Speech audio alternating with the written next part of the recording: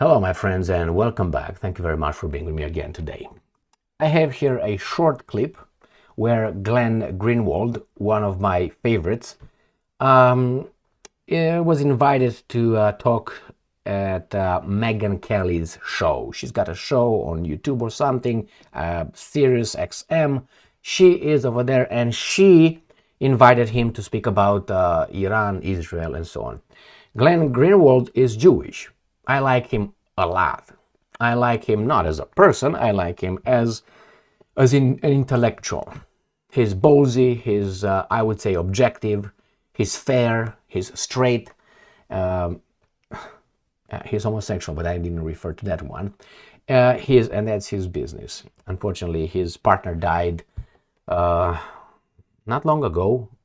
His Brazilian partner, I think they were married, but anyway, and he lives in Brazil because he loves too much here. Anyway, so Glen is invited by Megyn, and Megyn will say certain things that Glen Greenwald is going to just smack her, I would say, because I don't think Megyn could be so ignorant.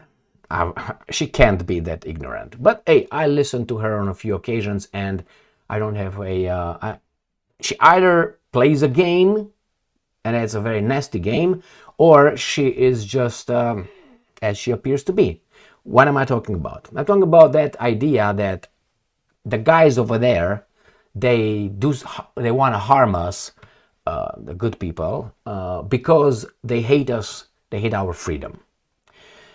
Remember, if you don't remember, I said it many times, if you were here in September 11, 2001, after the attacks, people like Megyn on the TV were asking the question, very concerned, like trying to find the answer, which is obvious for some of us, including Glen Greenwald, who is going to state it right here in this interview. Why do they hate us? Remember? And they came with the answer. They hate our freedom, and everybody was happy about it, which is a bullshit. And I said at that time, Glen Greenwald will say it again now. But Megyn plays that stupid game again after what? 23 years? So I will show you here Megyn Kelly making a fool of herself, I think. But she is serious, because if Glen did not have the answer, she would have remained with her statements. Now, I understand that sometimes, that's why sometimes I look at Piers Morgan when he interviews someone significant, not Piers Morgan, all right, the significant one that's over there. And sometimes I think he is just, Piers Morgan, like Kelly, cannot say certain things because she's afraid. Therefore, she invites people and she asks outrageously stupid questions, so the other person will say the thing out loud that she or he will not dare to do it. And those people like Norman Finkelstein or Glen Greenwald or people with balls will say it, and people will watch it. But they, Megyn Kelly and Piers Morgan, they know exactly how things are. But they say it so the other person can say it out loud. So let me show you, they talk about Israel and Iran. And I'm going to show you a short clip here. Let's start with this thing here. Ready? So Glen is going to talk about the peculiar relationship between Israel and United States of America, and she's going to bring some idiotic, the same parroting, the same, whatever you're going to hear. We are tied to them in ways that we are not tied to any other country in the world. We arm them, we pay for their wars, we do everything to protect them. It's a very unique and peculiar relationship. What about the fact that, Did you hear her? She didn't say yes, she didn't say no, she was like, I don't buy that one. if we leave Israel to its own devices, we're worried that something like, an Iranian attack will happen. We certainly don't want to see Iran emboldened. One country's chanting death to America since 1979, as Noah points out. One country isn't. One country's an ally that is aligned with us on its views of democracy and what peace looks like in the world. Like, why wouldn't we do everything we can to shore up Israel, which, as Netanyahu and others have said, lives in a very tough neighborhood? We are aligned with the peace in the world and democracy. Well, yes, we are aligned, but peace in the world, a certain kind of peace. And why did they chant that after 1979? Because he's gonna tell her, 1954. But she plays dumb or she is an ignorant. I don't know. We'll see. Israel is a nuclear power. They have an arsenal of nuclear weapons. They have one of the most sophisticated militaries in the world. They have a thriving economy. They have the Middle East, Silicon Valley. Why can't Israel take care of itself? Why can't Israel pay for its own wars? I think that's a big question. And when we tie ourselves to Israel, it does harm American interests in all sorts of ways. The potential to be dragged into another Middle East war is obviously significant, but also the anger and hatred toward Israel gets directed at the United States as well. All right, but let me ask you about that one. I get that, and I see that point, but I also... I get that. I see that point. Okay, you see, like, okay, acknowledge it, but... like, Glenn, they hate us. They hate, like the Iranian, not the Iranian people, but like the leaders over in Iran. They're going to hate us less if we don't back Israel. I don't buy it. Hell no. They hate us because of our principles, because of our constitution, because of the way we live, because women walk around in tank tops. We could go down the list, but it's not going to go away if we stop supporting Israel. My God, who thinks like this? Did she graduate the 7th grade? She has a law degree as far as I remember.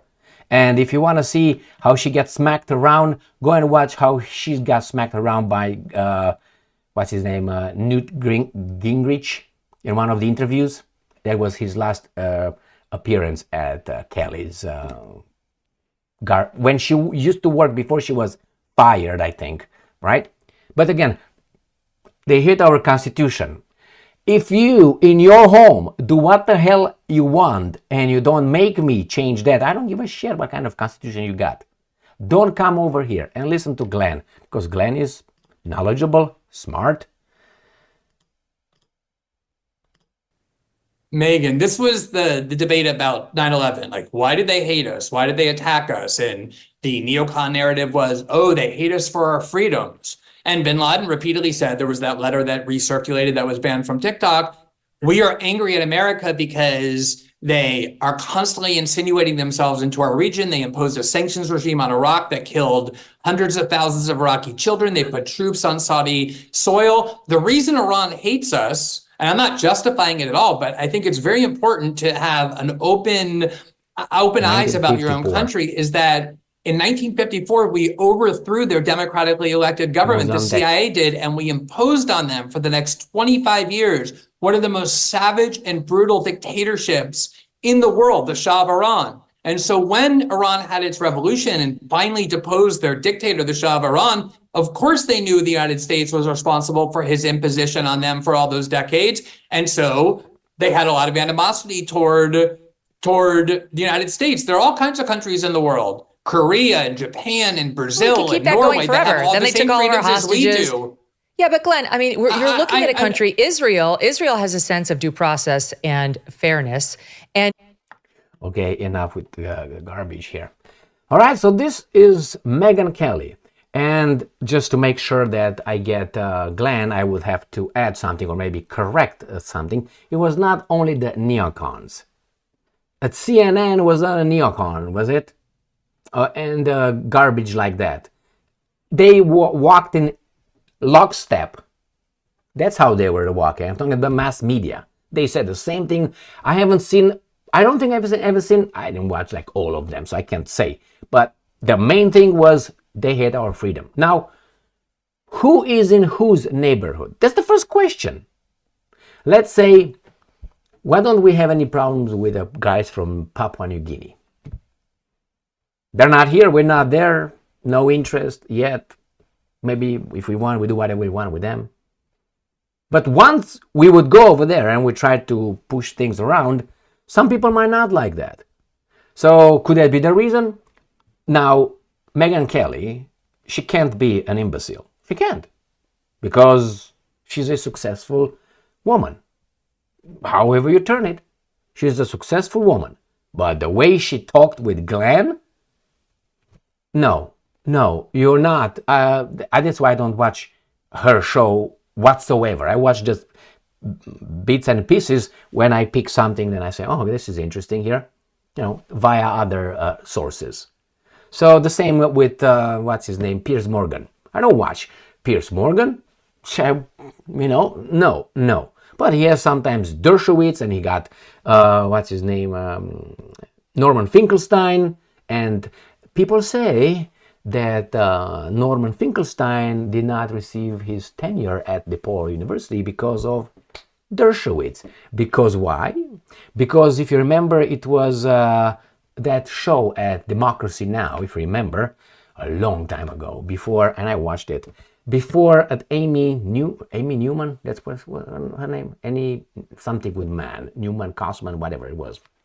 And at that time, she was an associate professor at DePaul University. The other guy was a Harvard professor. And after that, after he beat the shit out of Dershowitz, Norman Finkelstein, his tenure was bye-bye, so he got out. And some people say, it's kind of a connection. I don't know if that's true. If someone tells me that's true, I would believe it right there, if someone with knowledge on the matter. All right, here it is, my friends. People like Kelly. I mean, she can say whatever she wants. If she would ask me, I would ask the same question. And I analyze this as, no. What are you talking about? Megyn. As Glenn said, Megyn. All right, thank you very much for being with me again today.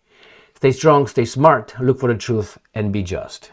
People like that, like Megyn, who claims she is a conservative, like many others that have like shows like that, they're conservative. With that kind of mentality, you're not a conservative whatsoever. You are something else. You're not a liberal either. You are a third category. Stay strong, stay smart, look for the truth, and be just, my friends.